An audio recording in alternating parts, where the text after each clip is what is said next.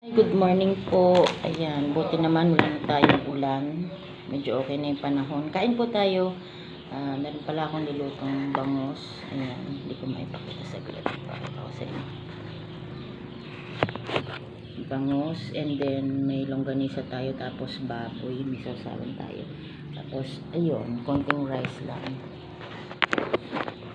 Ayan, not feeling well tayo ngayon kasi naulanan ako nung isang araw. Kaya medyo masama ang pakiramdam ko, pero okay naman na. Niliguan ko naman na yun para hindi na tayo masyadong hindi tumuloy-tuloy yung ano. Okay na sa amin dito sa Laguna, medyo mainit na. Pakita ko sa inyo. Medyo okay na ang aming ay, sorry. Ayan, medyo uminit na siya. Ayan, maliwanag na. Sana okay na, kasi nakakatakot yung bagyo daw yung number 1 naging number 3 na. Huwag naman. Takot ako kasi puro kami babae dito, tapos wala.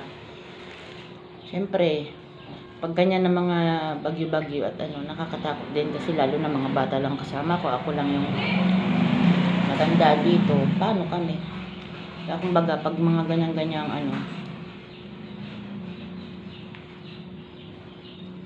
parang kabado din ako kasi siyempre wala kaming kasamang lalaki dito. Di paano, puro kami babae. Pero lakasan lang ng loob, nasanay na ako ng ilang taon na ganun kasi tagal na ng ex ko sa sa abroad. Siguro 2015-14 pa ata siya doon, kaya nasanay na ako na mag-isa. Pero siyempre nakakatakot pa rin, iba pa rin yung may lalaki sa bahay.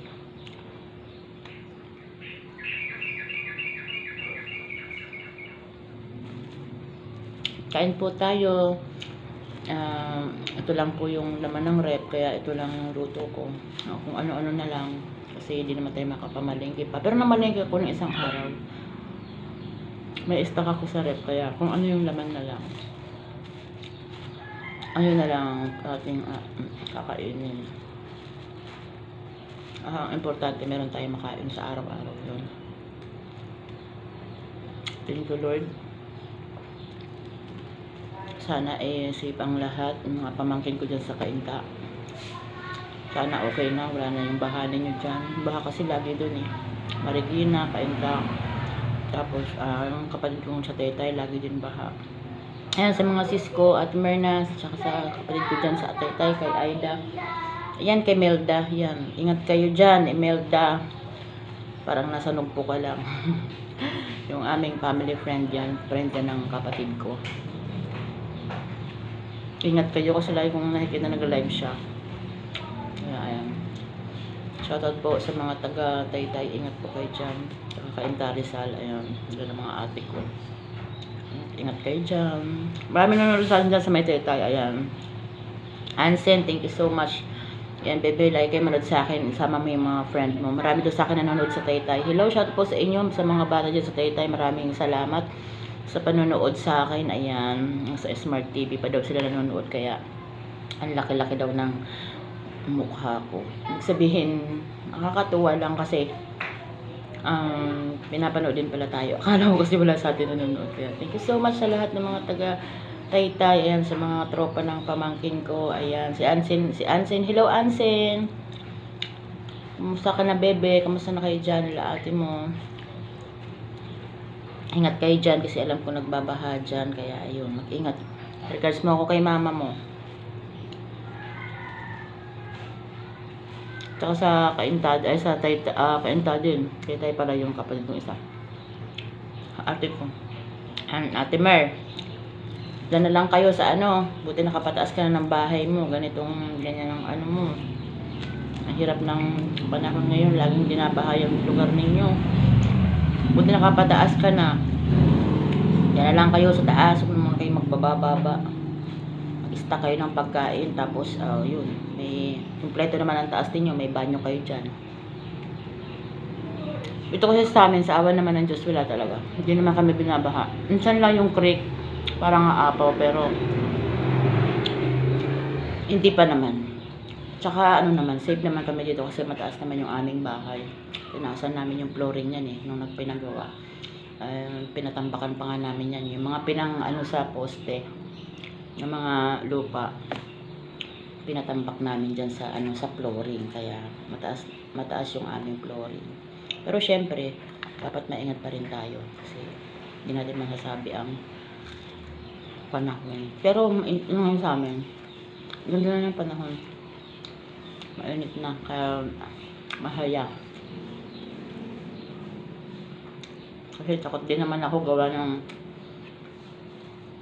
kapag bagyo, yung sliding door ko dun sa kwarto, dumuduyan yun, nakakatakot mabagsakan, syempre, salamin yun.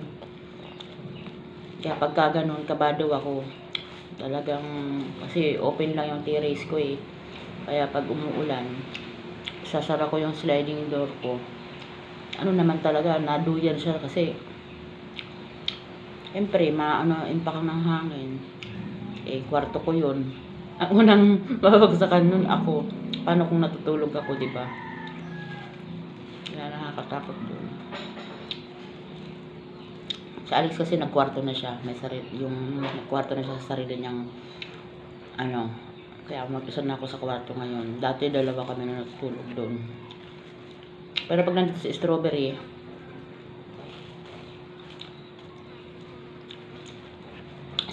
umuupo pa ng kwarto ni Alex, tapos si Alex nasa kwarto ko. Kasi may sariling kwarto si Strawberry sa dulo, doon sa may bintana. Nag-iisa kami, kaso lang tamad yun. Daming kalat, nandun yung playpen ni Tana. Ginawang playpen yung isang kwarto ni Strawberry. Pero malaki yun. Pwede pa silang humiga yun. May kama naman dun. Tamad lang yun kasi pasulpot lang dito.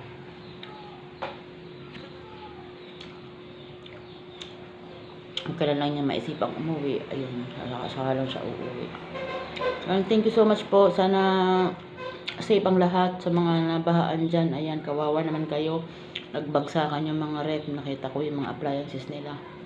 Nakakaawa lang kasi syempre kung paano sa atin nangyari yung mga bagay na ganun, siguro ako hindi ko rin alam anong gagawin ko kasi puro kami babae dito sa bahay. Kaya sa mga nabahaan dyan, ayan, kawawa naman kayo. Kaya maraming salamat sa Diyos kasi kahit pa paano hindi kami binaha dito sa sa lugar namin. Ayan. Ingat na lang po.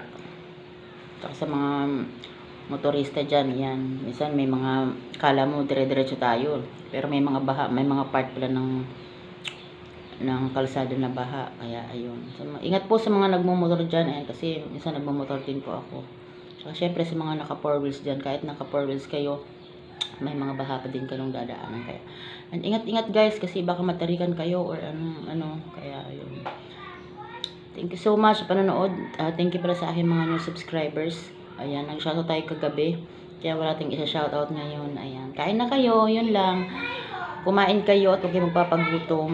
Enjoy lang kahit tayo nasa loob lang ng bahay. Maging productive tayo. Gawin nyo na kung ano yung mga gagawin ninyo. Ayun, maglinis-linis na tayo kasi nga puro tayo basa-basa. Gawa ng tumatagas sa wall namin. Kasi kami wala pa kaming waterproofing. Kaya tumatagas pa sa wall namin yung ulan. Kaya ako mag-ano ko ng mga basa-basa dito. Isasampay ko yung mga basahan sa labas. Kaya busy ako pagkakain ko. Gura na ako ng ng dito. Thank you so much. Maba ng ating video. Kain na kayo dyan. Stay safe po sa lahat. Bye-bye. Thank you so much sa mga sumusupport sa akin. Bye-bye. Love you mga kabibilab ko dyan.